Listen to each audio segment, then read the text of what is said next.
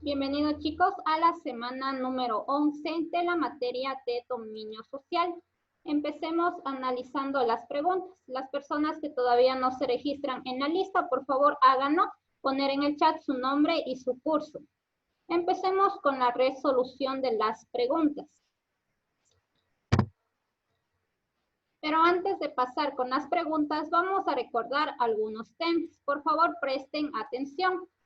Empezamos con el primer tema, la Revolución Francesa. La Revolución Francesa se da del año de 1789 al año de 1804 y termina con un golpe de Estado por parte de Napoleón Bonaparte. Ahora recordemos lo siguiente. Francia se dividía en 3 estados. En el primer estado, chicos, en el primer estado tenemos ¿a quién? Tenemos a los reyes. En ese entonces, Luis XVI y María Antonieta. Ellos en el primer estado. En el segundo estado tenemos a la nobleza y el clero, es decir, los familiares del rey y la iglesia. En el tercer estado tenemos al pueblo, la burguesía, campesinos, artesanos. Ahora, ¿qué sucede? Francia en ese entonces estaba atravesando una profunda crisis económica producto de la mala administración de los reyes. Asimismo, que el pueblo se estaba muriendo de hambre, también por las malas cosechas. El pueblo se moría de hambre, estaban en una miseria tal, no tenían ni siquiera para comprar el pan, que era el principal sustento alimenticio de los franceses. Entonces, ¿qué sucedió? El pueblo, ya cansado de esa opresión, toma la Bastilla.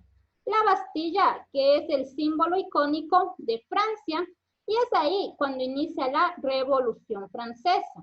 Entonces, dentro de las causas de la Revolución Francesa tenemos las siguientes. La Ilustración. ¿Por qué la Ilustración? Porque prácticamente el pueblo asaltó la Bastilla por buscar mejores oportunidades, un mejor futuro basado en ideales de libertad, igualdad y fraternidad. Las malas cosechas, ¿por qué? Porque prácticamente las tierras no rendían fruto. El descontento del pueblo, ¿por qué? Porque ellos veían que a ellos les faltaban muchas cosas, mientras que el rey y la nobleza disfrutaban de sus privilegios, a ellos no les faltaba nada. La mala administración de los reyes y la crisis económica que estaba atravesando Francia en ese entonces. Esas son las principales causas. Nos quedamos en la parte de arriba. Mencionamos que el pueblo asaltó la Bastilla y con eso se dio inicio a la Revolución Francesa. ¿Qué pasó después?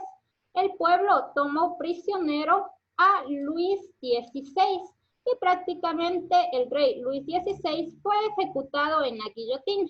En imagen tenemos el momento exacto donde el rey Luis XVI fue ejecutado. Como vemos, la cabeza del rey Luis XVI salió volando y su cabeza fue indicada al pueblo. Con esto prácticamente se terminó el absolutismo, el gobierno de los reyes. Y pasamos a un nuevo periodo que es la República. Francia en etapa republicana. Al inicio, Francia estaba gobernada por los girondinos, pero no por mucho tiempo, porque quienes tomaron el poder fueron después los jacobinos a manos de su máximo representante, que es Maximilien Robespierre. Maximilien Robespierre, quien instauró un gobierno basado en el terror. ¿Por qué un gobierno basado en el terror? Porque persona que era antirrevolucionaria le mandaba a la guillotina. Persona que estaba en contra de los ideales de la Ilustración, guillotina. Persona que estaba en contra de lo que él decía, guillotina. La mínima sospecha de ser antirrevolucionario, guillotina. Es por eso que se dice que él instauró un gobierno basado en el terror. Pero pronto la gente se dio cuenta que el poder le subió a la cabeza a Maximilien Robespierre. Y entonces él también corrió la misma suerte de aquellas personas que les había mandado a ejecutar. Él también fue ejecutado en la guillotina. Luego se da un golpe de estado por parte de Napoleón Bonaparte. Ahí es cuando termina la Revolución Francesa y se da inicio a Francia como imperio, en donde gobierna Napoleón Bonaparte del año de 1804 al año de 1815. Napoleón Bonaparte, cuando estuvo en el poder, instauró su proyecto basado en lo siguiente: la unificación del francés, la educación gratuita y la libertad de culto principalmente. Ahora, la Revolución Francesa fue una de las revoluciones más grandes a nivel de la historia y nos deja varias consecuencias.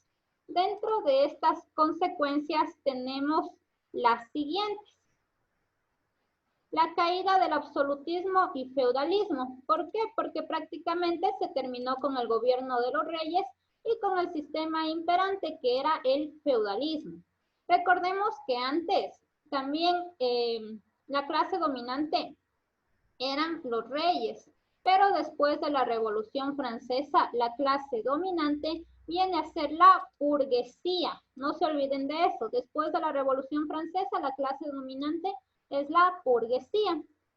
Otra de las consecuencias: la nobleza y el clero perdieron sus privilegios, es decir, que los familiares del rey y la iglesia perdieron todos sus privilegios de los cuales gozaban. Se dio la división de poderes y se dividió en ejecutivo, legislativo y judicial. Aparte, también se dio la Declaración de los Derechos del Hombre y del Ciudadano en el año de 1789. Sin embargo, nosotros conocemos esto, la Declaración de los Derechos del Hombre y del Ciudadano. Pero, ¿qué sucedió? Precisamente en respuesta a la Declaración de los Derechos del Hombre y del Ciudadano, nace la Declaración de los Derechos de la Mujer y de la Ciudadana como respuesta a esta declaración. Sin embargo, la Declaración de la Mujer y de la Ciudadana no fue aceptada por la Asamblea, pero también es una consecuencia de la Revolución Francesa. También tenemos la siguiente consecuencia: la pérdida del poder de la Iglesia en la política. También porque antes la Iglesia y la política iban de la mano, pero después de la Revolución Francesa se dio la separación de la Iglesia y del ámbito político. Y por último tenemos las revoluciones liberales. ¿Por qué las revoluciones liberales? Porque prácticamente muchos estados vieron como el pueblo francés acabó con la monarquía absoluta y quisieron hacer lo mismo en sus estados, terminar con el poder de los monarcas, de los reyes. Lo más importante, chicos, de la Revolución Francesa es sabernos las causas y las consecuencias. No se olviden de eso: causas, ilustración, malas cosechas, descontento del pueblo, mala administración de los reyes y crisis económica. Consecuencias: caída del absolutismo, la clase dominante es la burguesía, la iglesia y la nobleza y el clero perdieron sus privilegios, se dio la división de poderes en ejecutivo, legislativo y judicial.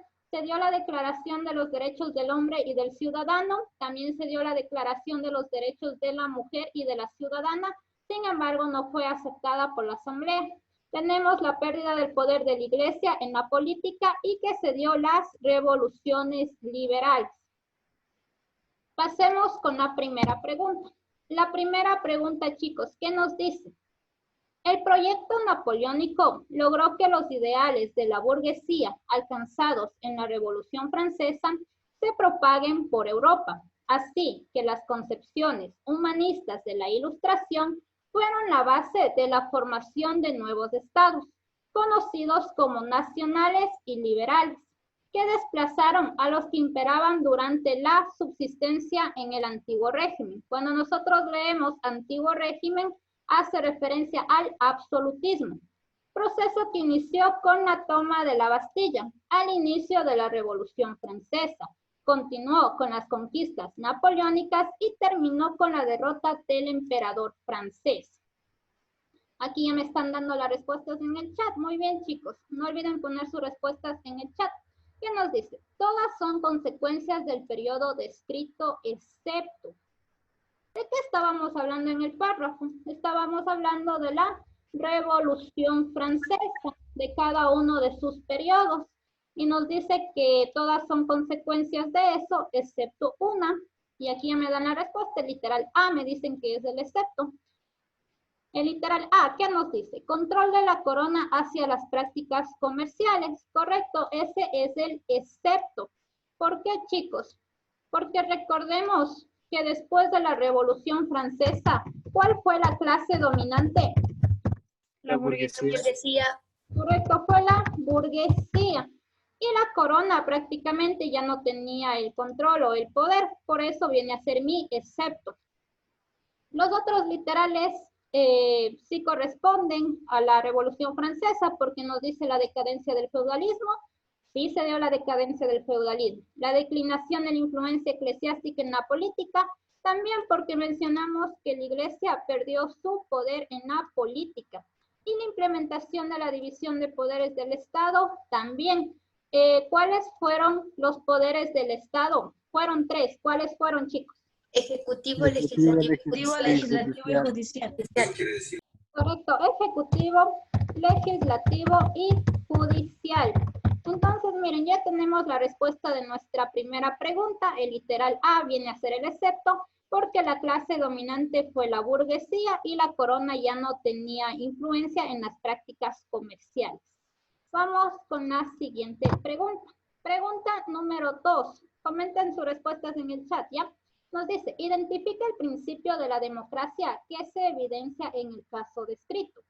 Un migrante ecuatoriano que lleva 15 años viviendo en una ciudad de Estados Unidos se empadrona en un consulado ecuatoriano para ejercer su derecho al voto en las elecciones para presidente y vicepresidente de la República.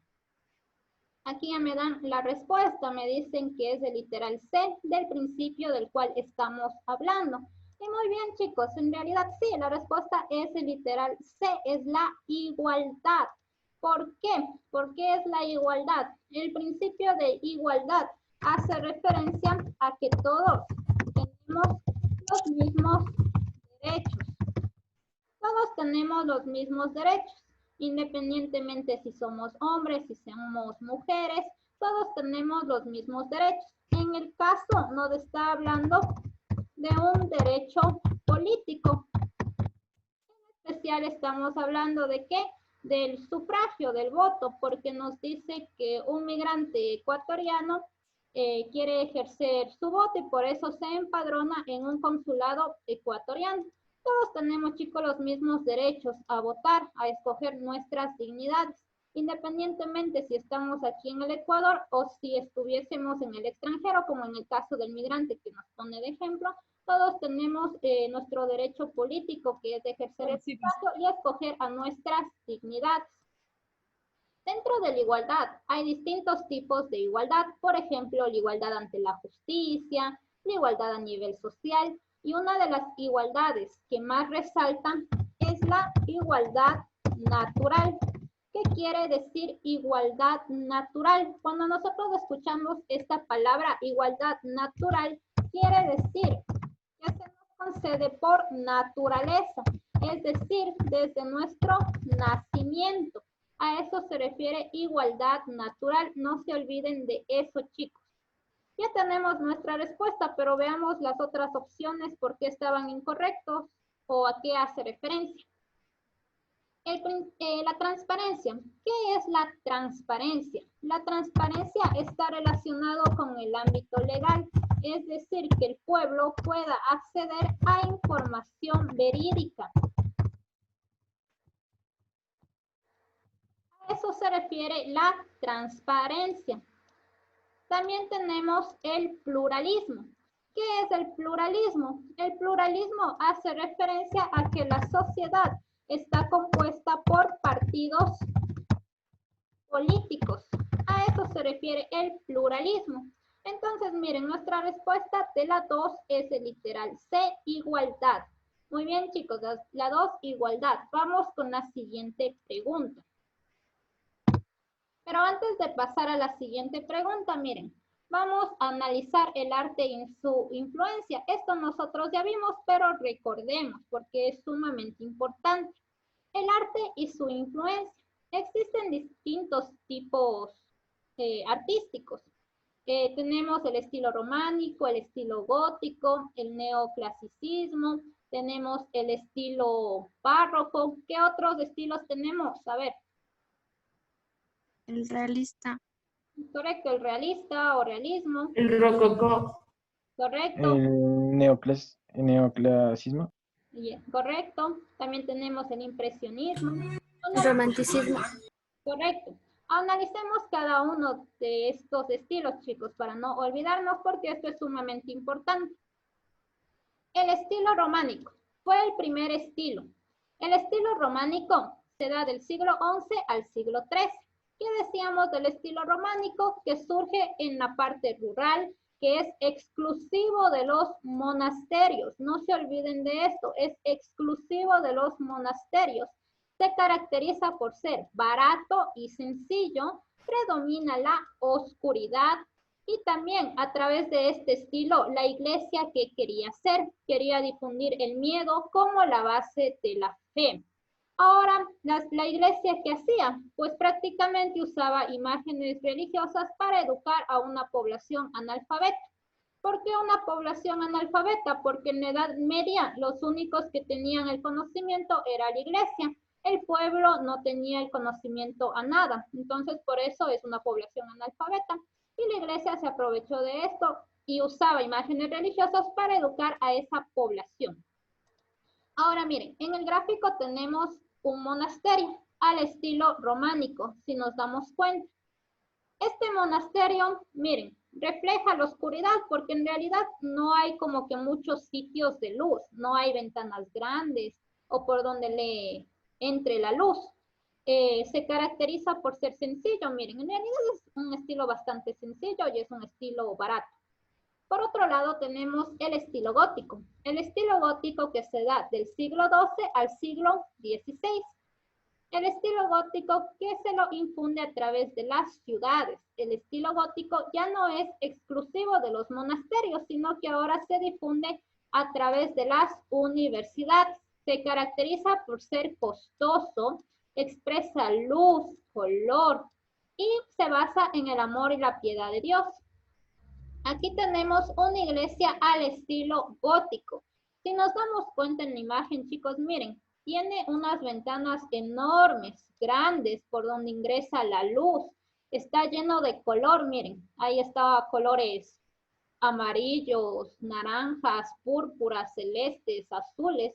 Esa es su principal característica, reflejar luz, color, expresividad y sobre todo basarse en el amor y la piedad de Dios. Tenemos otros estilos. Tenemos otros estilos que ustedes ya me estaban diciendo. Tenemos el estilo barroco que se da en el siglo XVII. El estilo barroco, ¿por qué se caracteriza?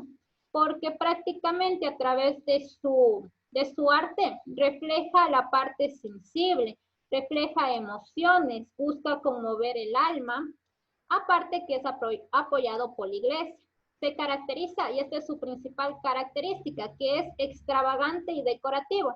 Como vemos, ahí está una iglesia que está decorada hasta más no poder. Literalmente ya no le alcanzan más adornos a esa iglesia, ya no hay dónde más poner adornos. Es por eso que es extravagante, demasiado decorativo. Ahora tenemos el neoclasicismo. El neoclasicismo que se da en el siglo XVIII, surge en Francia a la par con la Revolución Francesa y la Ilustración. Se caracteriza por un razonamiento racional, es decir, que a través de su arte, ¿qué promulga? Promulga el conocimiento, la educación, la razón. Se llama neoclasicismo porque resalta también la cultura clásica, la cultura de Grecia y de Roma, y se caracteriza por ser sencillo. Estos dos estilos, el neoclasicismo y el barroco, son estilos opuestos. No se olviden de eso. ¿Por qué opuestos? El barroco refleja lo sensible, refleja emociones. El neoclasicismo refleja conocimiento y educación. Posteriormente, en el siglo XIX, surgen otros estilos. Tenemos el romanticismo, el realismo y el impresionismo. El romanticismo. Romanticismo, miren, ¿por qué se llama romanticismo? Porque resalta, como dice, lo romántico. Y en realidad el romanticismo es opuesto, en cambio, al neoclasicismo. Porque el romanticismo nos dice que la razón no es suficiente para explicar la cruda realidad. Las personas o los artistas románticos a través de su arte reflejan la naturaleza, la imaginación y la fantasía. ¿Por qué? Porque esa es una manera de escapar de la cruda realidad, porque a través de eso ellos escapan de esos sentimientos de insatisfacción ante la vida. A través de su arte reflejan eso. En eso se basa el romanticismo. Por otro lado, tenemos el realismo que también se da en el siglo XIX, pero es opuesto al romanticismo, porque el realismo nos dice que ellos rechazan lo sentimental, o sea, para ellos no es tanto expresar la parte de los sentimientos, sino que ellos expresan la parte real, por eso se llama realismo. En ese entonces reflejaban lo que estaba sucediendo con respecto a la revolución industrial, el capitalismo, el proletariado, porque eso era lo que estaba sucediendo en ese momento. Y por último tenemos el impresionismo que se caracteriza más por la pintura. A través de la pintura generalmente se expresaba paisajes urbanos, temas cotidianos, la vida de la burguesía. A través de la pintura se reflejaba luz y movimiento, precisamente porque utilizaban pinceladas demasiado gruesas. Ahora pasemos a la pregunta, chicos. La pregunta nos dice, pregunta 3, arte y religión. El arte románico es el estilo que predominó en Europa. Miren, arte románico nos dice. Durante los siglos XI y siglos XIII, surgió a raíz de la prosperidad material de la Iglesia y la renovación espiritual, y fue el arte de la Edad Media y el feudalismo. Su estilo procura reflejar la sociedad feudal, la guerra y la cristiandad. Son características que explica el papel de la Iglesia en el arte descrito, excepto. Aquí ya me están dando las opciones. Muy bien, chicos. A ver, les leo las opciones. ¿Qué nos dice? La Iglesia aprovechó la expansión de la orden cluniacense. ¿Qué es la orden cluniacense? La orden cluniacense es un reglamento que tenían que seguir los monjes con respecto a cómo ellos deben vivir. Entonces, a eso se refiere la orden cluniacense. Nos dice, la Iglesia aprovechó la expansión de la orden cluniacense para difundir este estilo a través de la construcción de monasterios. Literal B, la Iglesia usaba imágenes religiosas para educar a una población analfabeta con el objetivo de que aprendiera sobre pasajes y escenas bíblicas. Y literal C, la Iglesia Católica buscó exponer su superioridad a través de la exuberante decorativa, como muestra de ostentación y prestigio. ¿Cuál es el excepto? Aquí ya me dan el literal C, nos dicen que es el excepto. Correcto, el literal C es el excepto. ¿Por qué? Porque miren, el literal C, ¿a qué estilo hace referencia si nos habla de exuberante decorativa? Al barroco. Correcto, hace referencia al estilo barroco. Muy bien, porque el barroco decíamos que era un estilo que se caracterizaba por su decoración, que literalmente ya no había dónde más poner más adornos porque ya estaba demasiado decorado. Esa es su principal característica, su exuberante decoración. Entonces, el literal C hacía referencia al estilo barroco y por eso es mi excepto, por eso no corresponde. Los otros literales sí correspondían al arte románico, porque el arte románico mencionábamos que se difundía a través de los monasterios y que además la Iglesia utilizaba imágenes religiosas para educar a una población analfabeta, pero para educarlos con respecto a la Iglesia, a los pasajes y a las escenas bíblicas. Entonces, sí, la respuesta de la 3 es el literal C. Antes de pasar con la siguiente pregunta, vamos a recordar, chicos, qué fueron las falacias formales. Bueno, ¿o qué son las falacias formales? Dentro de las principales o las que nosotros ya conocemos, tenemos la negación del antecedente, la afirmación del consecuente. Sin embargo, también tenemos el silogismo disyuntivo falaz.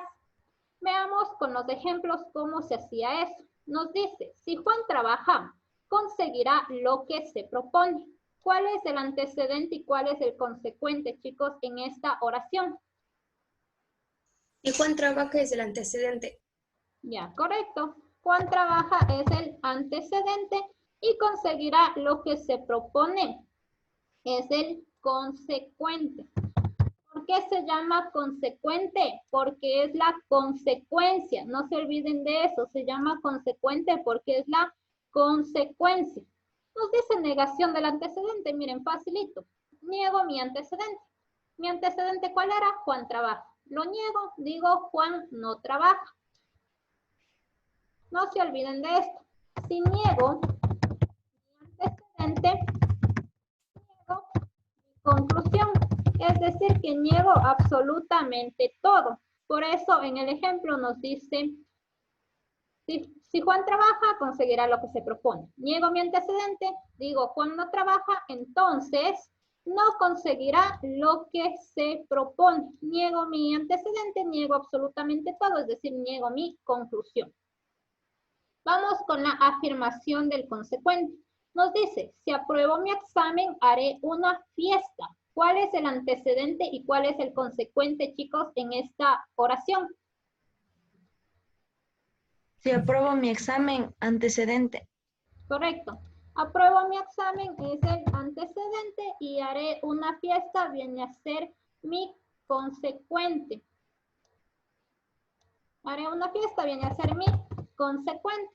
¿Por qué? Porque nos dice que hará una fiesta si es que aprueba el examen, es decir, esa es la consecuencia de lo que pasará si aprueba el examen.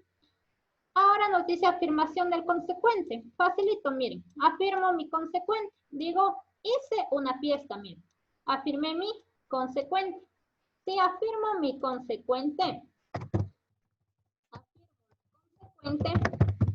afirmo mi conclusión. Es decir, que afirmo absolutamente todo. Entonces, por eso nos dice el ejemplo. Hice una fiesta, afirmé mi consecuente. Así que viene a ser mi conclusión. Aprobé mi examen. Si afirmo mi consecuente, afirmo mi conclusión. Es decir, que afirmo absolutamente todo. Ahora vamos con el silogismo disyuntivo falaz. El silogismo disyuntivo falaz se caracteriza porque nos da dos opciones. Y dentro del silogismo disyuntivo falaz, nosotros ocupamos la vocal O. Esa es una de sus características. Ocupamos la vocal O. Aquí no hay antecedentes ni tampoco hay consecuentes.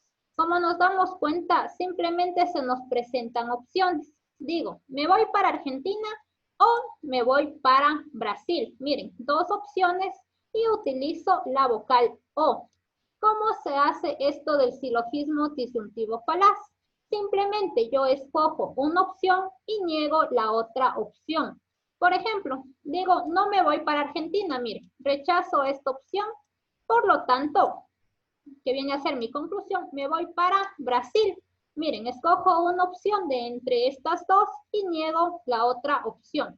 Otro ejemplo, digo, compro una camiseta o salgo de fiesta. Dos opciones, utilizo la letra O y escojo una. En este caso, compro una camiseta. Por lo tanto, que viene a ser mi conclusión, no salgo de fiesta. Escojo una opción y niego la otra. ¿Sí quedó claro, chicos, esto de las falacias formales? Sí. Ahora, ya. Muy bien, chicos. Ahora, ¿qué sucede con el siguiente ejemplo?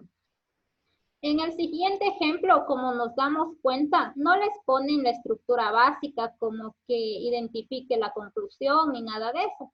Les ponen un texto entero y nos dice que prácticamente seleccionemos en este texto los argumentos presentados, argumentos que son inválidos. Veamos, chicos, cómo se resuelve esta pregunta. Nos dice, en una reunión, unos amigos conversan acerca de otro que no han visto en algún tiempo. Y la última vez, uno de ellos notó que estaba preocupado. El primero señaló que no creía que su amigo estuviera preocupado.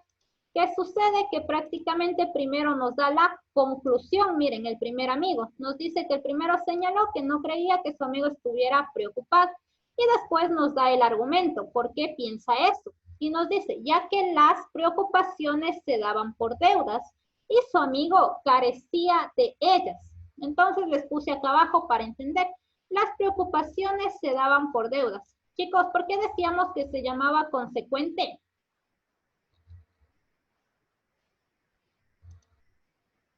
¿Por qué decíamos que se llamaba consecuente? Porque es la Es consecuencia. la consecuencia. Perfecto, es la consecuencia. En este caso nos dice, las preocupaciones se daban por deudas.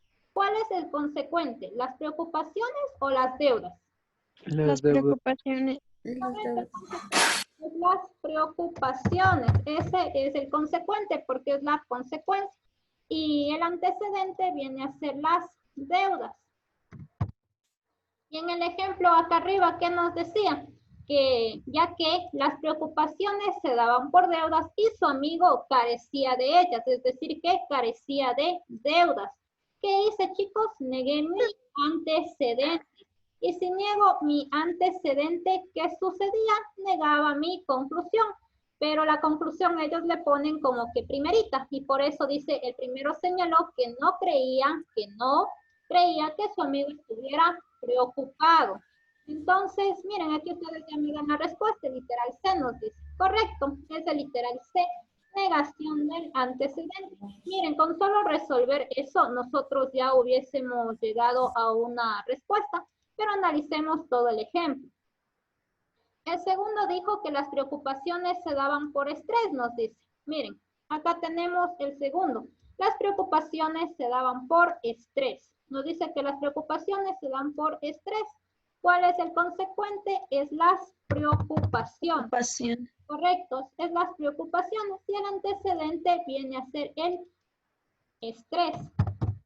Entonces, ¿qué más nos dice? El segundo dijo que las preocupaciones se daban por estrés. Y ya que observó que su amigo estaba preocupado, nos dice que estaba preocupado, ¿qué hice? Afirmé mi consecuente. Por ende, estaba estresado. Si afirmaba mi consecuente, afirmaba mi conclusión. Entonces, a eso se llama afirmación del consecuente. Y por último, nos dice el tercero, afirmó que, miren, o se está feliz o se está preocupado. Me dan dos opciones y utilizamos la letra, la vocal O. Y se acuerdan que en esto mencionamos que escogíamos una opción y rechazábamos lo otro. Eso hace el tercer amigo. Nos dice, el tercero afirmó que o se está feliz o se está preocupado. Y dado que su amigo en común es feliz, miren, es feliz, se asumió que por lo tanto no está preocupado. ¿Cómo se llama eso? Silogismo disyuntivo falaz. Y la respuesta es el literal C de la pregunta número 4. Vamos con la siguiente pregunta. La pregunta número 5, miren, estaba facilita. ¿Qué nos dice? Durante el periodo colonial, los esclavos africanos fueron traídos a la Real Audiencia de Quito, quienes se asentaron entre Esmeraldas y el Valle del Chota. Desde estos lugares, esta población modificó sus expresiones culturales debido al contacto con otros ambientes geográficos. Así, se crearon nuevos instrumentos musicales que mantenían su herencia africana. En Esmeraldas nos dice, mucho ojo, Esmeraldas nos menciona. En Esmeraldas, por ejemplo, se desarrolló un instrumento conocido con el nombre de elaborado con materiales propios de la selva tropical y considerado patrimonio cultural del Ecuador, que se utiliza para tocar los ritmos propios de los afroesmeraldeños. Aquí ya me están dando la respuesta. El literal A me dice la marimba. Correcto, estamos hablando de la marimba. ¿Por qué? Porque la marimba es el instrumento característico o propio de Esmeraldas. La marimba lo tenemos en el gráfico número 1. Ahí se encuentra la marimba. Esa es mi respuesta. Los otros literales sabemos que están incorrectos, pero siempre es bueno analizar a qué se refieren. La hoja de naranjo. La hoja de naranjo, eso pertenece, chicos, a los negritos del Valle del Chota. Los negritos del Valle del Chota, ellos prácticamente utilizan las hojas de naranjo y se la llevan a la boca, soplan esas hojas de naranjo y producto de eso sale un sonido bastante agradable. El rondador lo tenemos en el gráfico número 3, este es el rondador. El rondador que es un instrumento que más se ha escuchado que lo utilizan en Quito y es por eso que incluso es nombrado como Patrimonio Sonoro de Quito.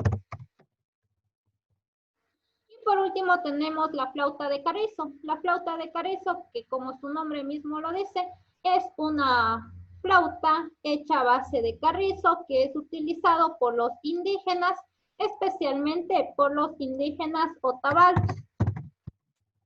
Entonces sí, la respuesta de la pregunta 5 era el literal A. Vamos con la siguiente pregunta.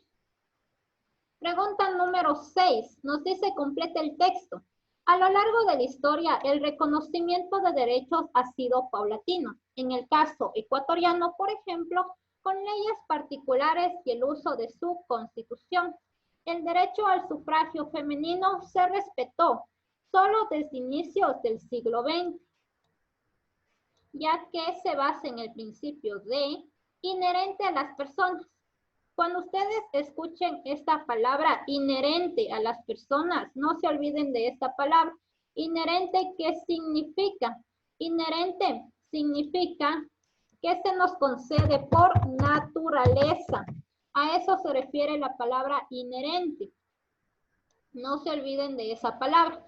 Nos dice que es inherente a las personas, pues estas los adquieren desde su, por lo tanto debe ser respetada por el Estado. ¿Cuál es la respuesta? Aquí ya me dan el literal A. Nos dicen, correcto, la respuesta es el literal A. Estamos hablando de la igualdad natural que se nos concede a través del nacimiento. Recordemos siempre esto, que la igualdad natural viene de la palabra naturaleza. Naturaleza, que quiere decir inherente a las personas y que prácticamente se nos concede desde nuestro nacimiento. Por eso en el ejemplo de acá arriba nos dice que prácticamente, nos habla del sufragio femenino y nos dice que se respetó solo desde inicios del siglo XX. ¿Por qué, chicos? Porque prácticamente hubo una mujer que reclamó los derechos al sufragio femenino en Ecuador y votó en el año de 1924. ¿A quién me refiero, chicos? Matilde Hidalgo. Correcto, estamos hablando de Matilde Hidalgo. Matilde Hidalgo, que se basó en el principio de igualdad natural y exigió el derecho al sufragio. Se acercó a las urnas y dijo que aquí en la Constitución menciona que para ejercer el sufragio se necesita ser mayor de 21 años y saber leer y escribir. Yo soy mayor de 21 años, yo sé leer y escribir. ¿Por qué no me pueden dejar votar? Ante la insistencia de las personas ahí presentes en las urnas, le dejaron votar a Matilde Hidalgo y ella nos regala el sufragio femenino basado en el principio de igualdad natural. Entonces la respuesta sí es el literal A, pero también miren, nos habla de la soberanía. ¿Qué es la soberanía? La soberanía hace referencia al poder en el ámbito político y prácticamente según nuestra Constitución ecuatoriana, la soberanía la ejerce el pueblo. El pueblo es quien tiene el poder a nivel político. Entonces, sí, la respuesta de las 6 era el literal A. Pregunta número 7, miren. Les han tomado en el simulador de LEA es la siguiente pregunta. Miren, esto nosotros ya analizamos, ¿se acuerdan? Ya vimos a la sociedad primitiva, vimos a la antigua Grecia. Ahora seleccionamos cuál va con cuál. Analicemos, chicos, veamos. Nos dice características. Aquí ya me están dando las respuestas, muy bien. A ver, coloquen sus respuestas. Características nos dice. Empecemos. Literal A, contaba con derechos limitados, los cuales les imposibilitaba luchar en los conflictos, así como contar con derechos políticos. ¿A quién me refiero si digo que no tenían ni voz, ni voto, ni derechos políticos? La antigua Grecia. Antigua Grecia. Correcto, hace referencia a la antigua Grecia.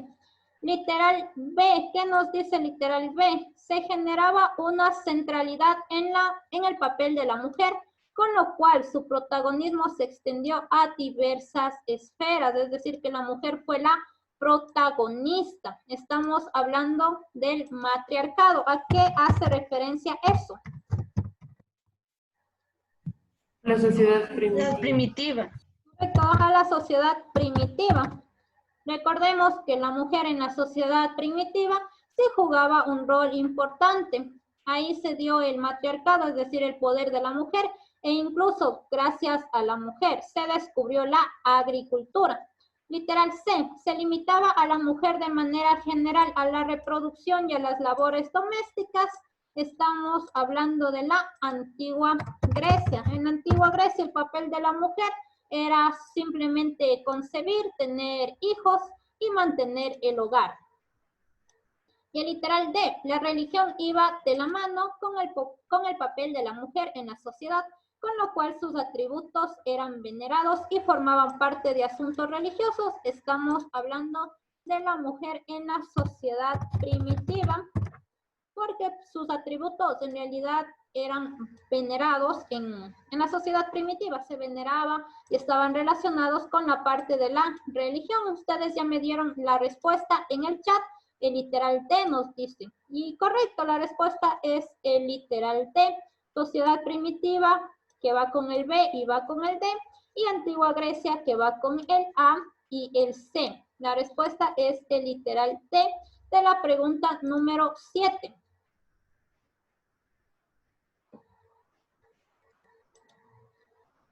Aquí me hacen una pregunta, me dicen, profe, literal D no era la mujer en la antigua colonia.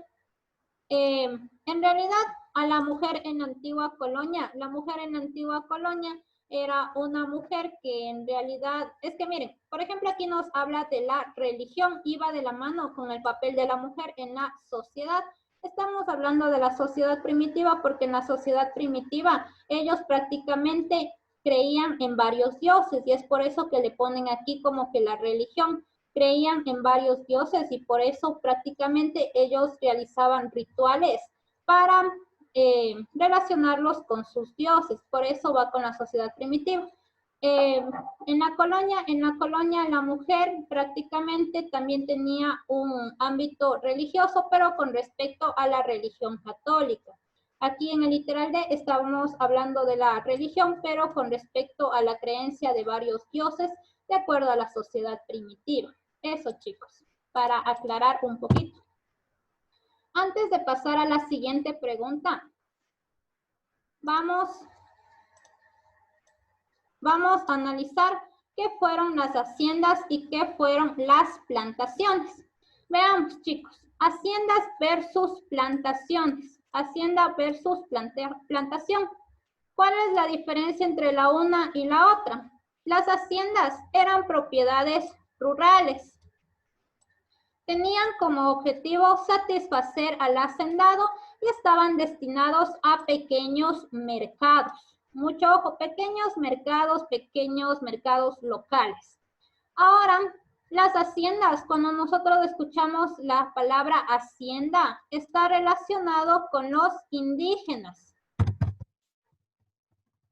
Las haciendas está relacionado con los indígenas y por eso en las haciendas se da el concertaje y el huasipungo. El concertaje que en realidad viene a reemplazar a la encomienda. Y nos dice se da el concertaje. ¿Por qué? Porque ¿qué es el concertaje? El concertaje es un contrato en el cual el indígena firma y cambia su libertad de forma vitalicia a cambio de un salario mínimo. ¿Y qué es el huasipungo? El huasipungo, como vemos en la imagen, en realidad eran pequeños pedazos de tierra que el dueño o el hacendado le otorgaba al peón o al indígena a cambio de un trabajo. Ahora, chicos, ¿qué son las plantaciones? Las plantaciones eran unidades productivas a gran escala. ¿Por qué a gran escala? Porque se las utilizaba para la exportación. En las plantaciones se dio el monocultivo. ¿Qué quiere decir el monocultivo? Que se cultivaba una sola cosa. Por ejemplo, tenemos las plantaciones de caña de azúcar. Las plantaciones, por ser en realidad pedazos de tierra enormes, por estar destinadas a la exportación, se necesitaba mano de obra fuerte. Y por eso fueron introducidos varios esclavos africanos para trabajar en las plantaciones, especialmente en las plantaciones de caña de azúcar. ¿A quién me refiero si digo que fueron introducidos esclavos africanos para trabajar en plantaciones de caña de azúcar? A los del Valle de Chota. Correcto, a los del Valle del Chota. Entonces no se olviden eso, las haciendas relacionadas con los indígenas, las plantaciones relacionadas con producción a gran escala y en la cual se utiliza mano de obra africana. Ahora vamos con la pregunta. La pregunta nos dice, relacione la institución colonial con su impacto. ¿Cuál será la respuesta? Tenemos haciendas y tenemos plantaciones. Ahora aquí ya me están dando la respuesta. Literal C, nos dicen, a ver, los demás vayan comentando cuál será la respuesta. Veamos. Literal A nos dice, deforestación masiva con mano de obra esclava. Miren, nos habla de mano de obra esclava. Si nos habla de mano de obra esclava, obviamente hace referencia ¿a qué? A las plantaciones. Correcto, ustedes ya están comentando sus respuestas. Literal B, ¿qué nos dice?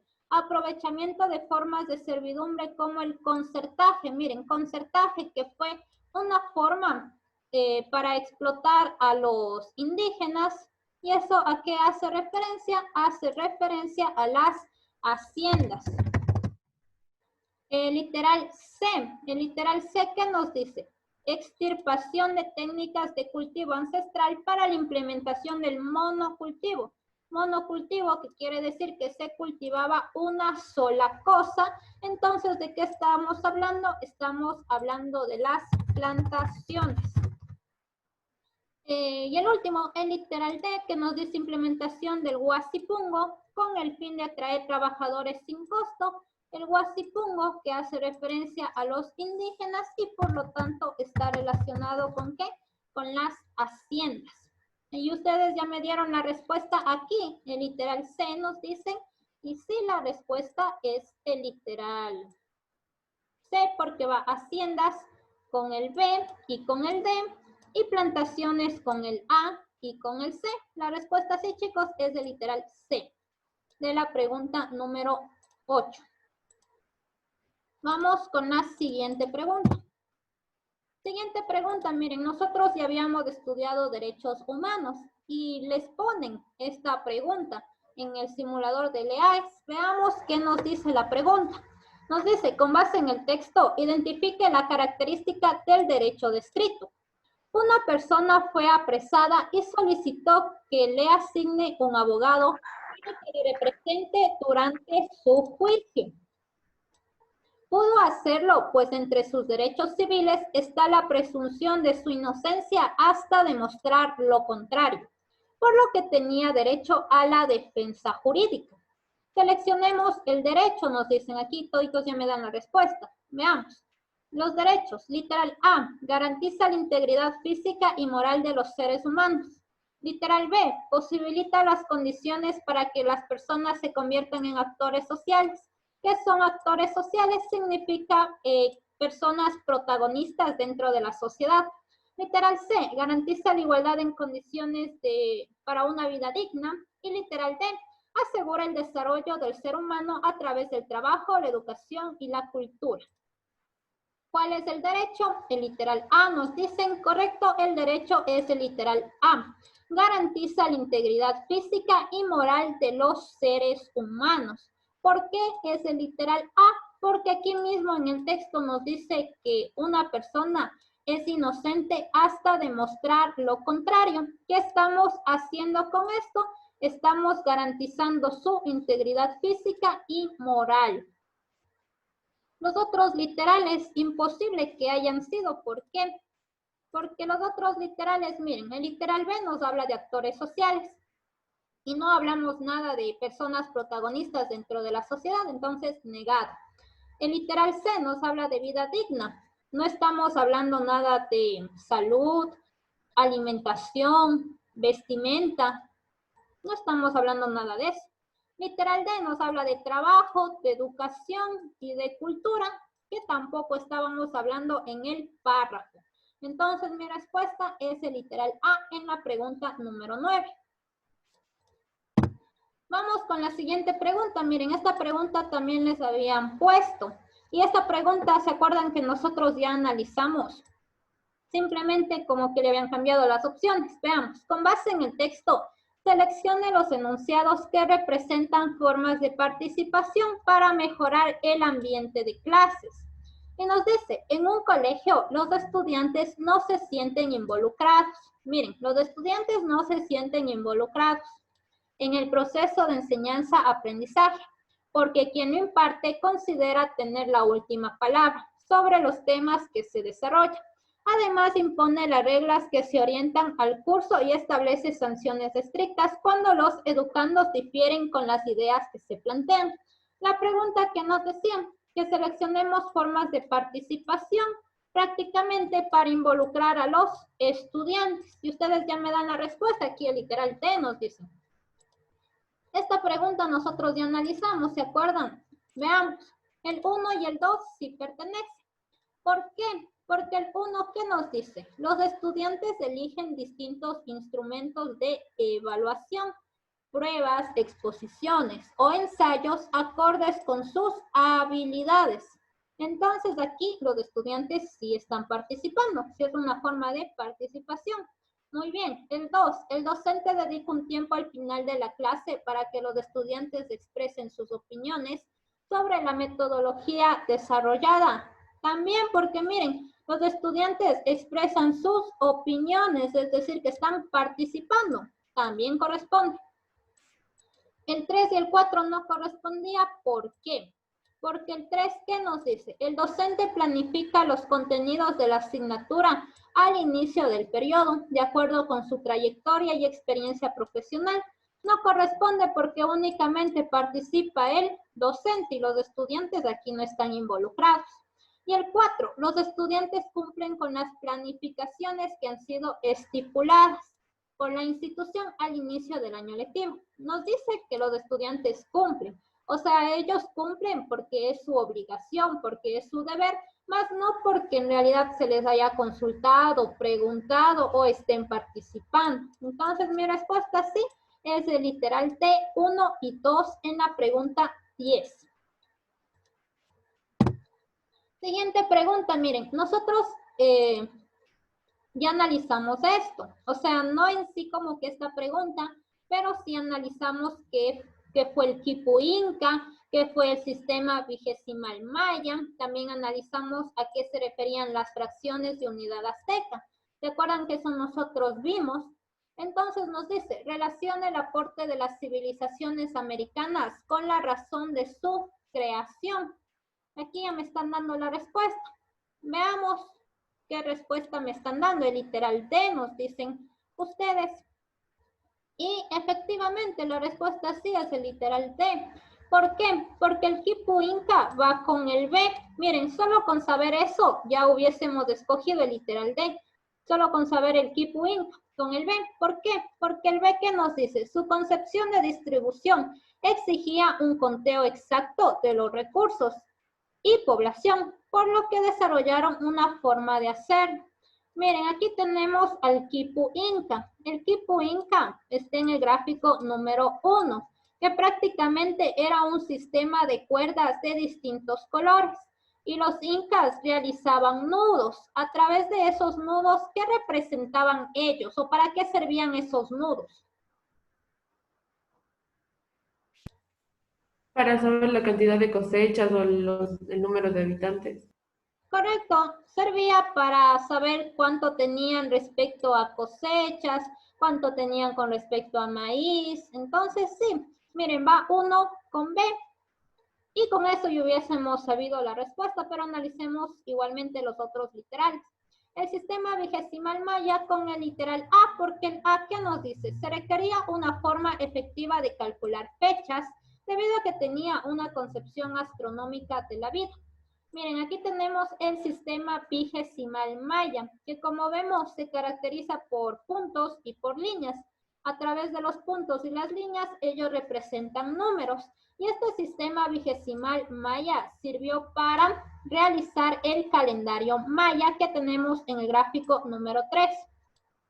Y si nos damos cuenta, en el centro del calendario maya, ahí se encuentran los números. Miren, a través de estos números, ellos sabían calcular fechas. Entonces va 2 con A. Y por último el 3 con el literal C, porque nos dice literal C. Se necesitaba calcular áreas de terreno con el fin de medir los impuestos o tributos que dependían de la tierra labrada. Eso lo tenemos en el gráfico número 4. Los aztecas utilizaban su propia aritmética. Ellos a través de dibujos de líneas se repartían los terrenos, como vemos en el gráfico. Miren, a este azteca le corresponde como 3 pedazos de terreno y prácticamente según eso ellos pagaban los impuestos o tributos. Entonces sí, la respuesta de la pregunta número 11 es el literal D. Esa es la respuesta de la pregunta 11. Vamos con la siguiente pregunta, chicos. Antes de pasar a la siguiente pregunta, vamos a recordar a la civilización de Grecia y a la civilización de Roma. Grecia, ¿por qué se caracterizaban? Porque prácticamente en Grecia surgió la filosofía, es decir, el amor por la sabiduría, el amor por la búsqueda del conocimiento, de la razón. En Grecia también surgió la política relacionada con la democracia. La democracia de ellos se basaba en lo siguiente. Sí, chicos, pueden nomás ingresar a la clase, yo les estoy nomás aceptando si tienen alguna dificultad con el internet. Entonces, miren, estábamos hablando de que prácticamente en Grecia surgió la filosofía, es decir, el amor a la sabiduría. También tenemos la política con respecto a la democracia. ¿En qué se basaba su democracia? Se basaba en lo siguiente: la libertad e igualdad ante los ciudadanos. Esa era su democracia. Grecia se caracterizaba por el misticismo. ¿Qué es el misticismo? Es la creencia en varios dioses y sobre todo por la arquitectura. La arquitectura con respecto a las columnas y a los capiteles. Tenemos dentro de la arquitectura distintos tipos de columnas y capiteles. Tenemos el estilo dórico, el jónico y el corintio. El dórico, ¿cuál es ese estilo? El estilo dórico no tiene una base. Bueno, ellos lo llaman basa, que en realidad viene a ser como que la base inferior de la columna. Entonces el estilo dórico no tiene una base. Hace énfasis en la parte de la mitad de la columna y su capitel, que es la parte superior, es bastante sencillo. El estilo jónico sí tiene una base, miren, o una base, como lo llaman ellos, tiene una base, pero resalta del estilo jónico su capitel, que ellos prácticamente, miren, tiene un capitel con forma de churrito, de espiral, por eso se llama estilo jónico, porque resalta su capitel con forma de churrito o espiral. El corintio tiene una base igualmente que el jónico, pero resalta su capitel. Capitel que tiene la forma de hojas, de flores, es decir, que su capitel tiene un estilo ornamental. Esos son los estilos con respecto a las columnas y capiteles de la antigua Grecia. Ahora vámonos con Roma. Roma fue una de las civilizaciones que resaltó por la parte militar. En Roma tenemos el teatro, el anfiteatro, el circo romano. Sin embargo, Roma fue la civilización que dio origen a la lucha de los gladiadores, como tenemos en imagen. Al inicio, las luchas de los gladiadores eran eventos para honrar a difuntos o a muertos. La lucha de los gladiadores no se tiene una fecha exacta de su inicio, sin embargo, se dice que datan alrededor del siglo III. Ahora, las luchas de los gladiadores, como les dije al inicio, eran luchas para honrar a los muertos, a los difuntos, pero después se convirtieron en espectáculos públicos, espectáculos de entretenimiento para los romanos. ¿Y qué eran la lucha de los gladiadores? Prácticamente peleaban hombres contra leones, o incluso hombres contra algunas fieras exóticas. A eso se refiere la lucha de los gladiadores. Espectáculos de entretenimiento romano. Ahora, ¿qué sucede, chicos? Roma invade Grecia. Roma invade Grecia en el año 146 a.C. ¿Y qué sucede? Que prácticamente la civilización romana adopta todos los aportes de la civilización de Grecia, es decir, la filosofía, la política, el misticismo. ¿Por qué el misticismo? Porque Roma era una civilización que se caracterizaba porque el lugar donde iba y el lugar que conquistaba adoptaba sus dioses. Por eso Roma tenía una amplia lista de dioses. Grecia no fue la excepción. Roma conquistó Grecia y prácticamente los dioses griegos pasaron a Roma con otro nombre. Y también adoptaron la arquitectura con respecto a columnas y capiteles.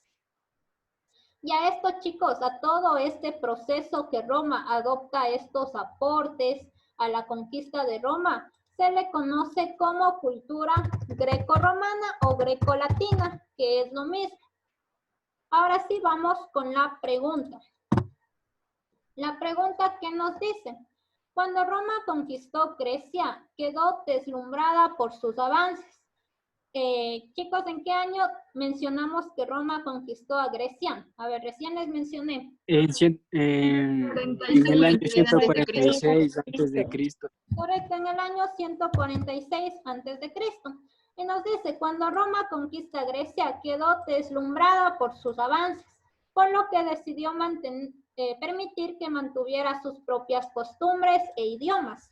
Esto posibilitó que la cultura griega fuera una parte muy importante de la romana, lo que produjo un legado conocido como cultura greco-latina, la base de la cultura occidental. Con base en el texto, todas son influencias griegas sobre la cultura descrita, excepto, ojo, influencia de Grecia con respecto a Roma, nos dice, y que una no corresponde.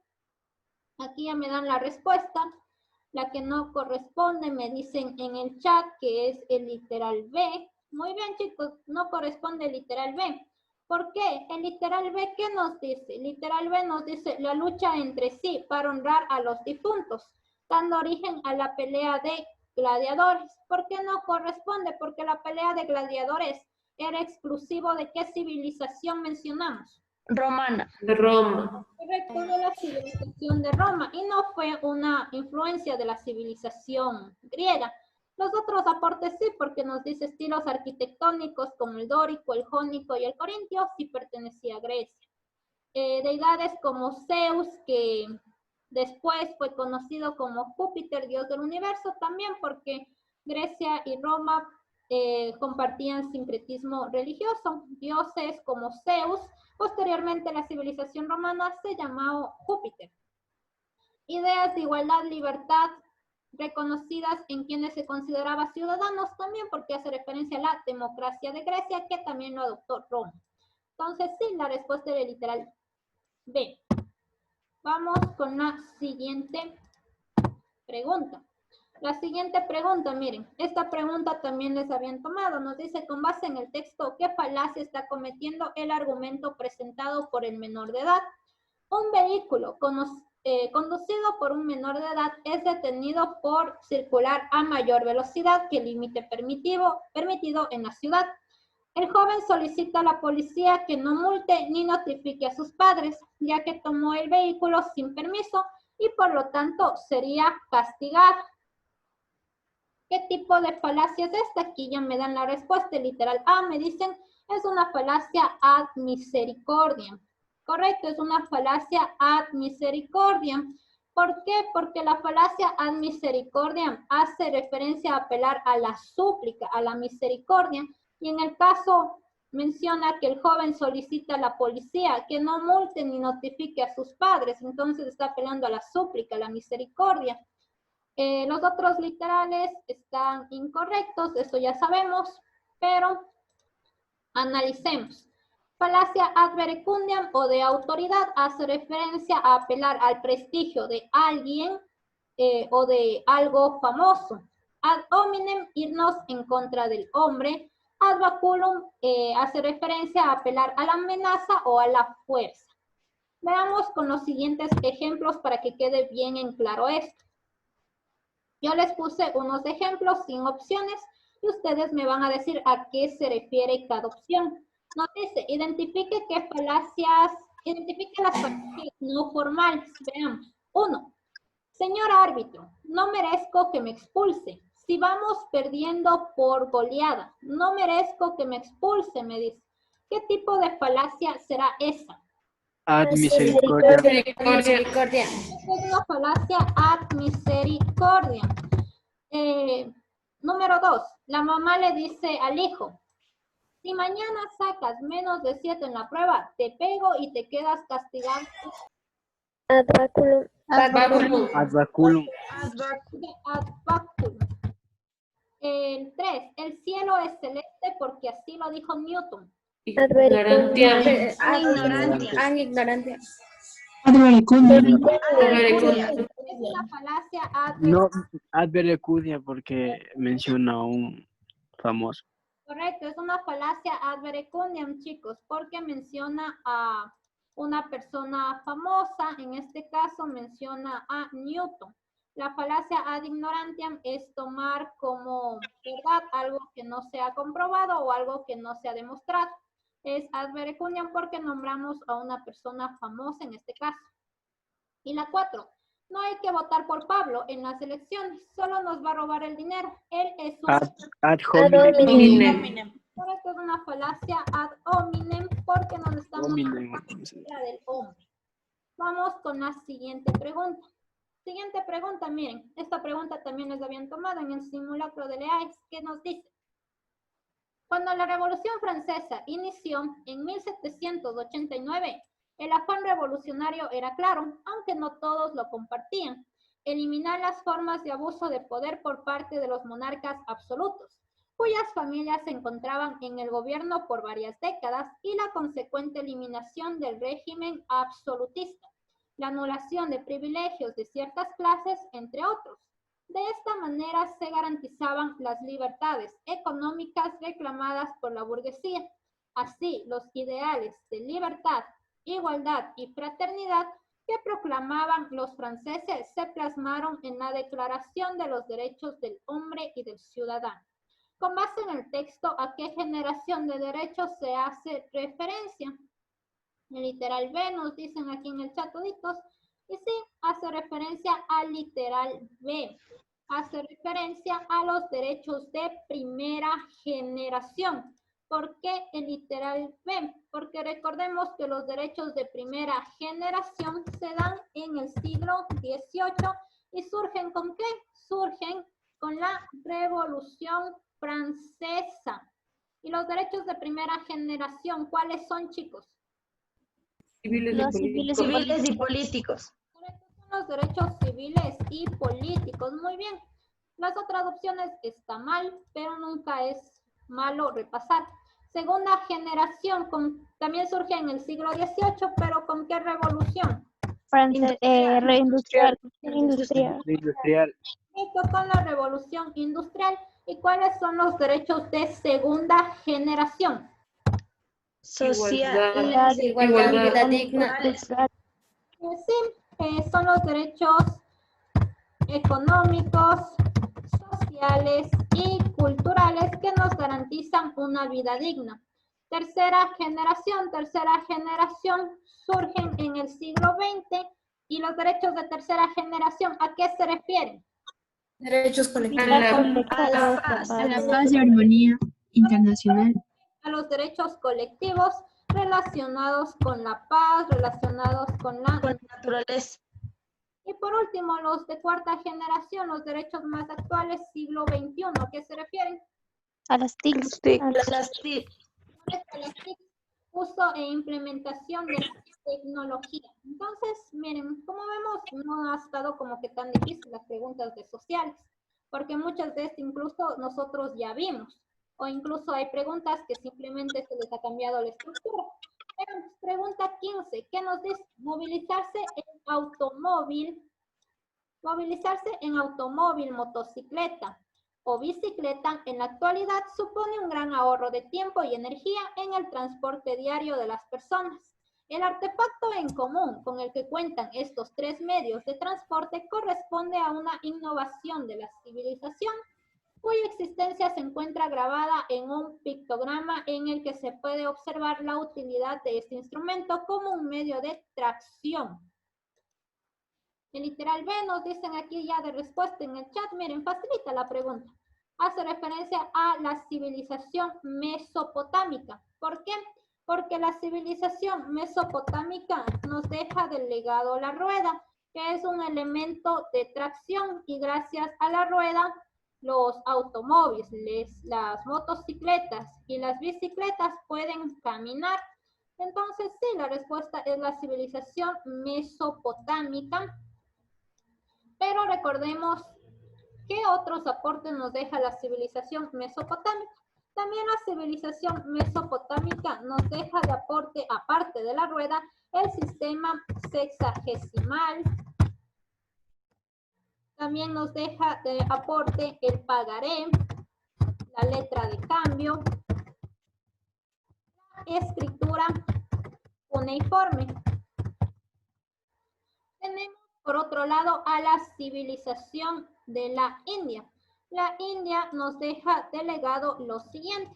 La India nos deja de legado el 0 como valor nulo. Esto con respecto a las civilizaciones fluviales, civilizaciones antiguas. Pero chicos, en la parte de América, civilizaciones precolombinas, el 0, ¿a qué civilización corresponde?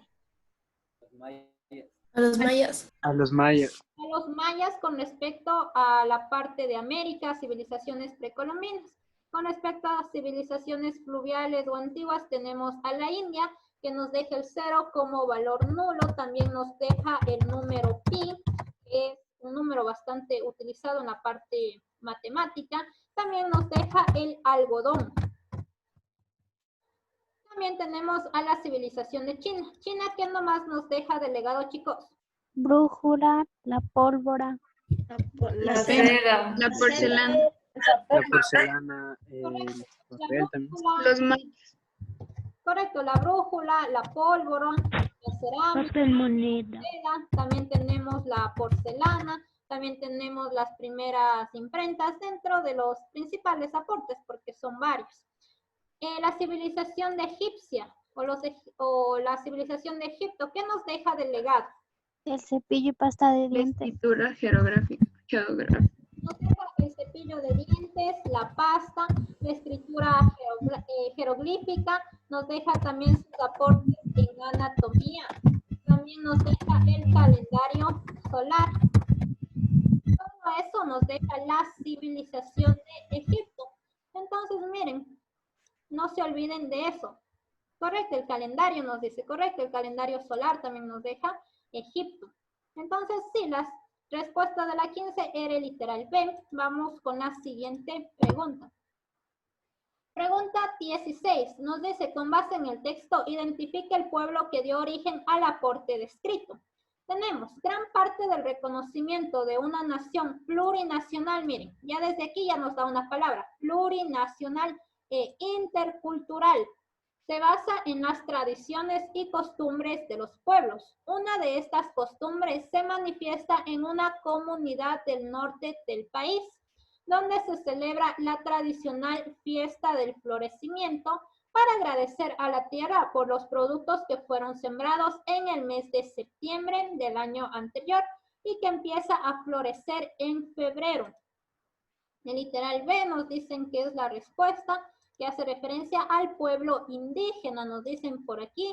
Muy bien, chicos, sí, la respuesta es el pueblo indígena, porque estamos hablando de la fiesta del florecimiento. Nosotros le conocemos como fiesta del florecimiento, Sin embargo, en quechua se llama fiesta del Pauca Raimi.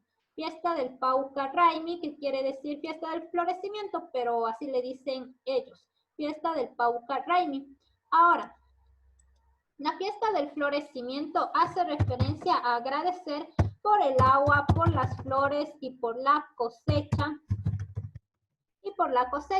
Esta fiesta del florecimiento o Pauca Raimi se da en Imbabura, en el norte del país, y corresponde a los otavalos, es decir, a los indígenas. Y sí, entonces mi respuesta es el literal B de la pregunta 16. Vámonos con la siguiente pregunta, chicos. Al final tenemos un simulacro. Pregunta 17 nos dice, a partir de 1994, el sistema financiero ecuatoriano daba señal de debilitamiento, por lo que se expedió la Ley General de Instituciones del Sistema Financiero en un sentido preventivo y correctivo. Sin embargo, esta acción debilitó la Superintendencia de Bancos y culminó en 1999 en un feriado bancario, es decir, congelamiento de los ahorros de los ciudadanos por un tiempo determinado. Miren, estamos hablando del feriado bancario, pues el sistema financiero atravesaba una crisis sin precedentes. Seguido de esto vino la dolarización de la economía. Esto afectó a gran parte de la población ecuatoriana, ya que tuvieron que buscar una salida económica en países como, mucho ojo, Estados Unidos, España e Italia.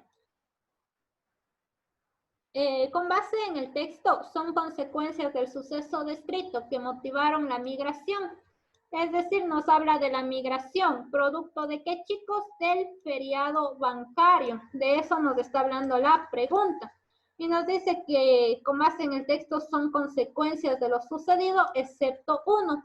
¿Cuál será el excepto? Leamos. Literal A.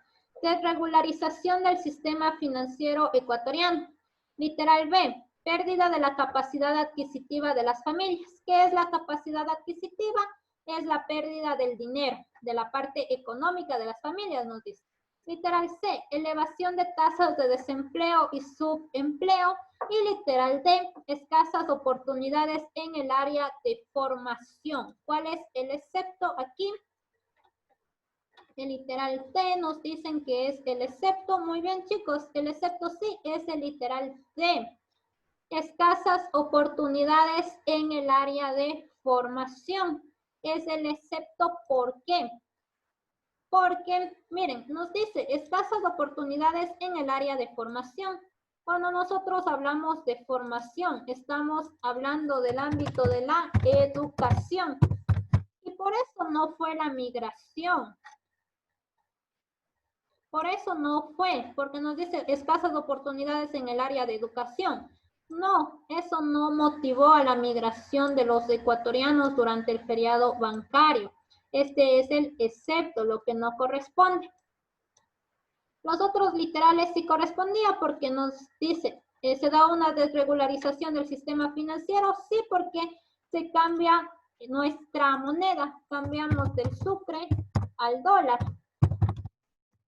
Pérdida de la capacidad adquisitiva de las familias también, porque con el cambio de moneda, muchas familias perdieron lo que tenían.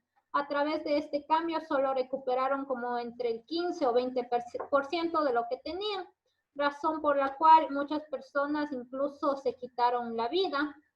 Literal C, elevación de las tasas de desempleo y subempleo, sí, porque con el sistema financiero, el feriado bancario, muchas personas se quedaron sin trabajo, sin empleo. Lo que no correspondía, y en este caso del excepto, es el literal D, porque está relacionado al ámbito de la educación, y ese no fue un motivo de la migración producto del feriado bancario.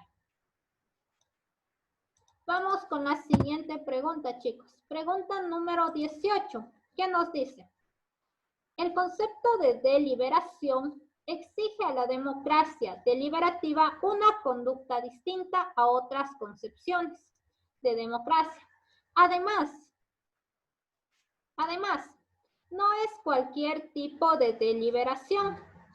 Tampoco se realiza en cualquier lugar, ni de cualquier forma o modo, sino que es una forma de debate, cuyo objetivo es cambiar las preferencias que permiten a la gente analizar cómo actuar en determinadas circunstancias. Y nos dice, con base en el texto, identifique una ventaja de la democracia descrita. Veamos las opciones. Aquí ya me dan la respuesta en el chat. Muy bien. Las opciones tenemos, literal A, los ciudadanos son quienes designan autoridades mediante una asamblea. Mucho ojo, nos hablaba de la ventaja referente a la democracia deliberativa. Bien, literal A, los ciudadanos son quienes designan autoridades mediante una asamblea. Literal B, los representantes elegidos por sufragio son quienes toman las decisiones. Literal C, requiere que los ciudadanos se encuentren adecuadamente informados. Y literal D, permite la participación de la ciudadanía dentro de las políticas públicas. Aquí ya me dieron la respuesta. Y sí, la respuesta es el literal D, porque a través de la democracia deliberativa, las personas, la ciudadanía participan en las políticas públicas. Los otros literales estaban incorrectos. ¿Por qué? Porque el A nos dice, los ciudadanos son quienes designan autoridades mediante una asamblea. Eso no es democracia deliberativa. Literal B, los representantes elegidos por sufragio son quienes toman las decisiones. ¿Qué tipo de democracia es esa? Representativa. Correcto, hace referencia a la democracia representativa. Literal C, requiere que los ciudadanos se encuentren adecuadamente informados. En realidad, esa no vendría a ser una ventaja, sino más bien vendría a ser una limitación. Y el literal D es la respuesta correcta, porque se acuerdan que mencionábamos que las personas participamos dentro de las políticas públicas a través de distintos mecanismos. Por ejemplo, las asambleas ciudadanas. ¿Qué otros mecanismos existen, chicos, aparte de las asambleas ciudadanas? El cabildo El popular. cabildo abierto, la silla vacía. Silla vacía. ¿Qué más? Presupuesto participativo también existe. Recordemos. Audiencias públicas. Audiencias públicas. Recordemos cada uno de esos mecanismos. Veamos. Recordemos. La silla vacía. La silla vacía. ¿Cuántas personas participaban en la silla vacía? Participaba una persona, ya sea por cuenta propia o como representante de algo, en organismos públicos, que viene a ser el GAD.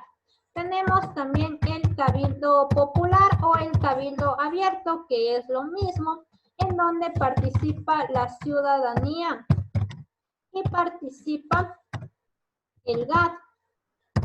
Pero en el cabildo popular se tratan asuntos sociales con respecto al pueblo, con respecto a la ciudadanía. Tenemos, por otra parte, también el presupuesto participativo.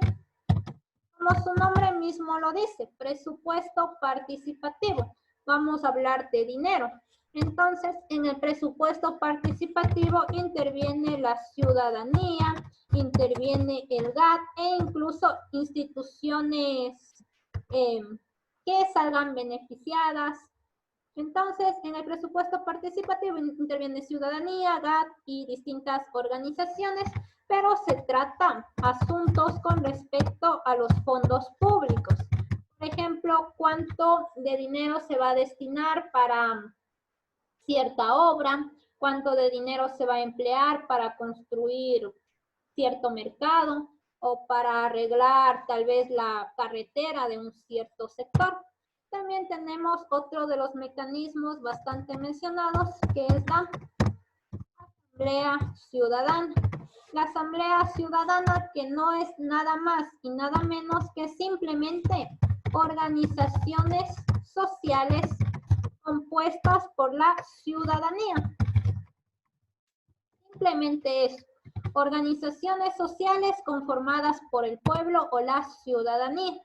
También tenemos las audiencias públicas. Las audiencias públicas, que en realidad es un mecanismo para recibir quejas, en donde, por ejemplo, si sus padres tienen alguna queja con respecto, por ejemplo, si sus padres tienen alguna, sí, Fernanda, es lo mismo. Por ejemplo, las audiencias públicas, estaban mencionando que las audiencias públicas en realidad es un mecanismo para recibir quejas con respecto a los fondos públicos. Por ejemplo, sus padres pagan impuestos, esos vienen a ser fondos públicos.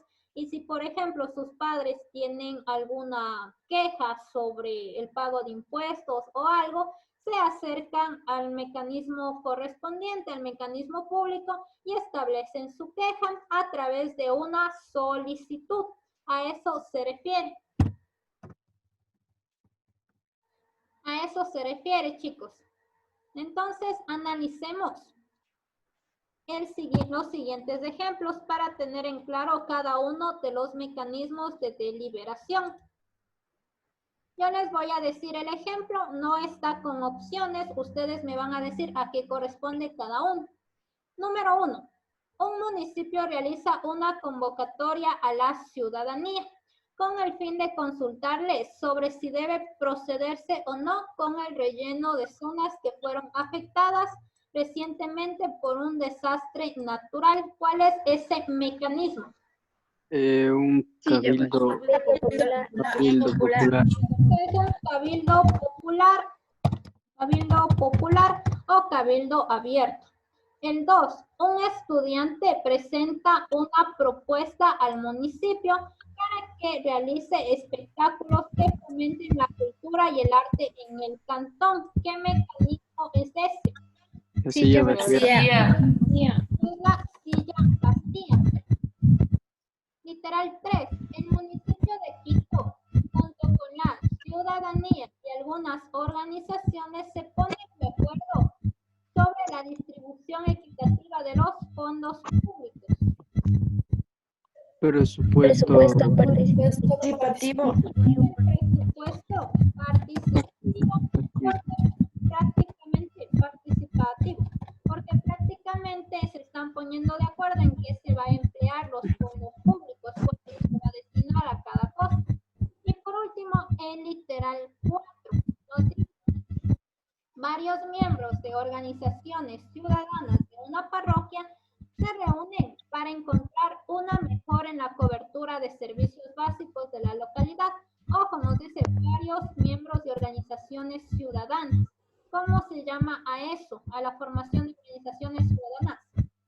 Asamblea ciudadana. Ve que estamos hablando de las asambleas ciudadanas. Ahora, chicos, miren, vamos a realizar un simulacro. Vamos a realizar el simulacro lo más real posible. Así que, por favor, chicos, enciendan sus cámaras. Enciendan sus cámaras porque se presume que ustedes den la prueba de manera virtual. Todavía no es como que una decisión ya establecida, pero eso presume que así sea. Entonces, por favor, enciendan sus cámaras. Vamos a simular que ustedes están dando la prueba. Yo les voy a poner el simulador en el chat. Ustedes van a ingresar. No olviden poner en el nombre su nombre y su apellido, porque hay algunos que solo ponen el nombre y no se sabe después cuánto mismo sacaron en la prueba o a quién correspondía esa prueba. Entonces, poner su nombre, poner su curso. De los chicos que no funcionan la cámara, no importa, chicos. Pero de los que sí, por favor, encender su cámara. Ahorita les paso el link. Denme un ratito, ya les paso el link.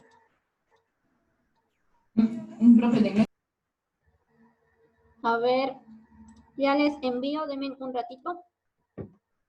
Ya, pero antes, chicos, ¿qué tal les parecieron las preguntas? ¿Se les hizo fáciles, tal vez un poquito complicadas? ¿Qué tal vieron las preguntas de dominio social? Estaban fáciles. Sí, estaban fáciles. A ver, los demás, ¿qué opinan?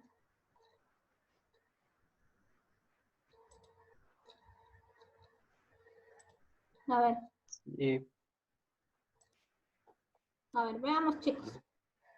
Ya, ustedes ese archivo de las 80 preguntas tienen en sus grupos de WhatsApp. El ingeniero Edwin les envió durante toda esta semana. Ustedes van a estar respondiendo esas preguntas.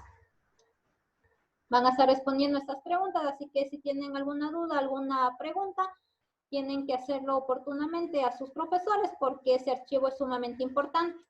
Las próximas clases con respecto a mi materia vamos a estar igualmente respondiendo preguntas de acuerdo al simulador de LEAES, así que por favor chicos, no faltar a las clases, por favor. Ahorita ya les pongo la prueba, bueno, en este caso el simulador. Ahí se encuentra en el chat, por favor, vamos a tratar de simular la prueba. Bueno, en este caso únicamente de dominio social. Consta de un total, bueno, la prueba es de 18 preguntas, pero les puse 20 para que sea el equivalente a los 1000 puntos. Tienen 20 preguntas y tienen un tiempo límite de 20 minutos. Por favor, chicos, encender sus cámaras y realizar la prueba. Vamos a simular que es la prueba y ustedes están dando la prueba en tiempo real. Enciendan sus cámaras, sus micrófonos y apagados para que no les desconcentren a sus demás compañeros.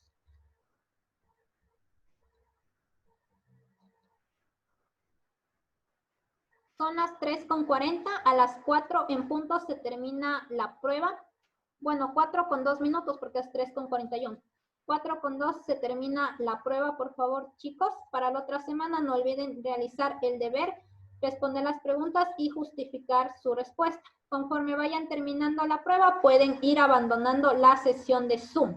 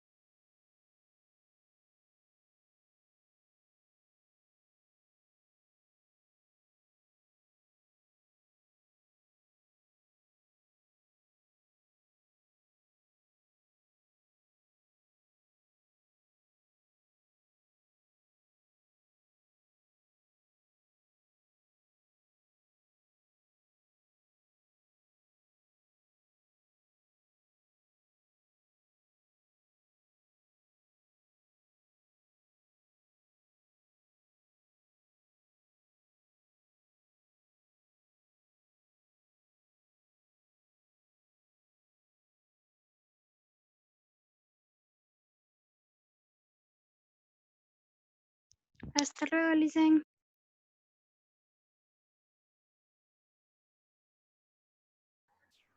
Hasta luego, Caterina. Las personas que ya siguen terminando la prueba pueden nomás abandonar la sesión.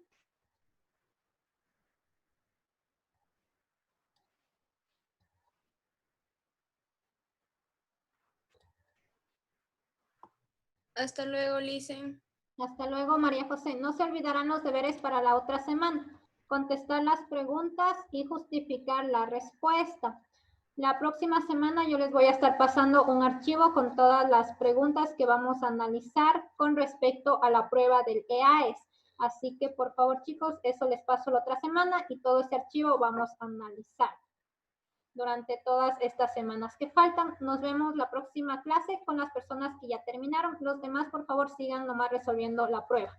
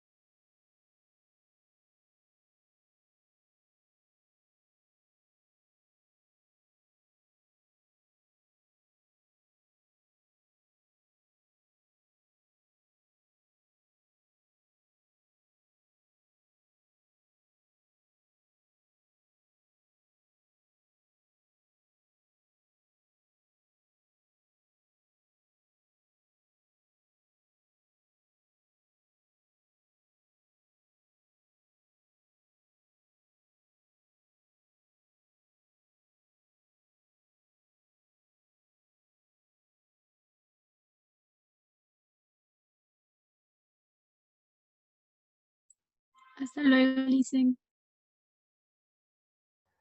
Hasta la otra semana, chicos.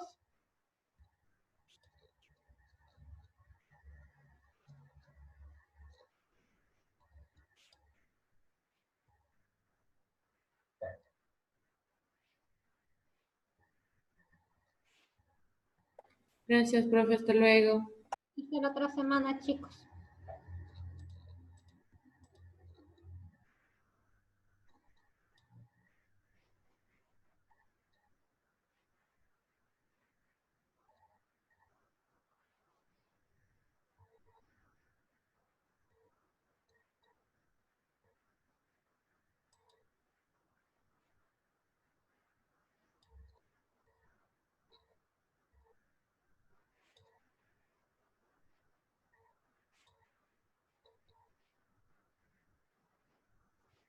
Hasta luego, Licen, gracias.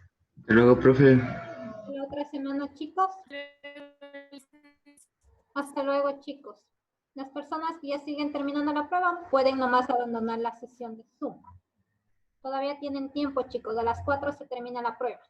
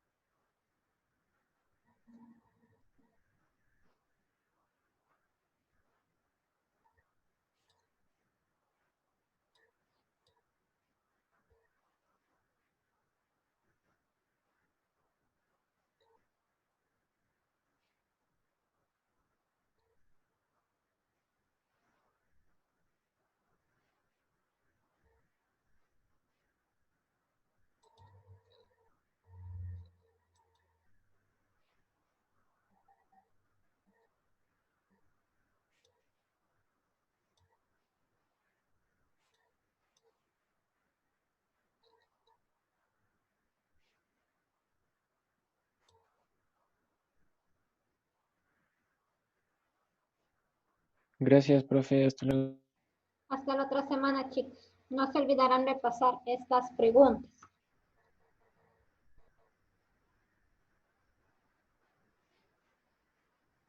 Hasta luego, Licen. Hasta luego, Cristina.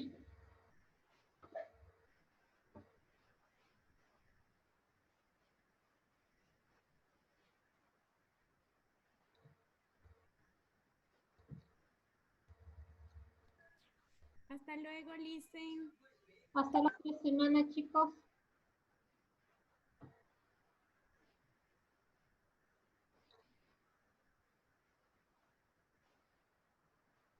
Hasta luego, profe. Hasta la otra Hasta luego, profe. Pase bien, cuídese. Igualmente, chicos.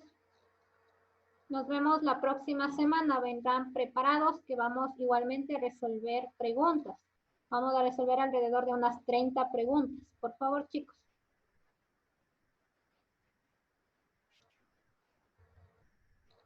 Hasta luego, Esteban.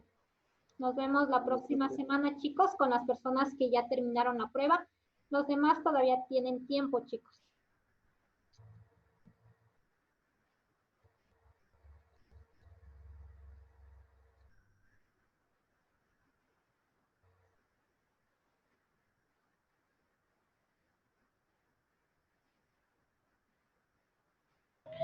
Gracias, profe. Hasta luego.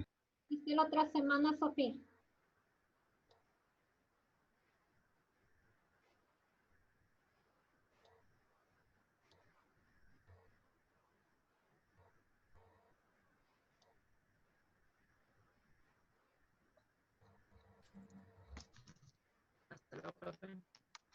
Hasta la otra semana, chicos.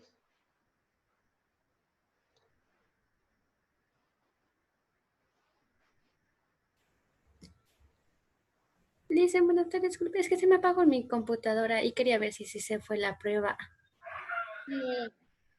Belén Lagua, AJ. En el agua AJ ya le reviso, deme un ratito. Hasta luego, Lisen. Hasta la otra semana, chicos. Hasta la otra semana vendrán preparados para la otra semana.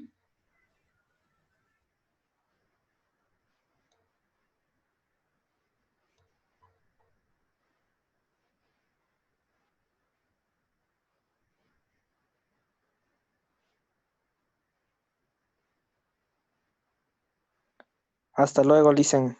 Hasta la otra semana, chicos. Belén, no nos ha ido la prueba. Por favor, vuelva a ingresar y vuelva a reenviar la prueba porque con lo que se ha apagado la computadora no se le ha enviado la prueba. Ya, Lisen, ya. Hasta luego, profe. Hasta la otra semana, chicos. Vendrán preparados. Por favor, para la otra semana no olvidarán enviar los deberes. No se olviden que la otra semana igual vamos a resolver preguntas relacionadas con el simulacro de LEAES.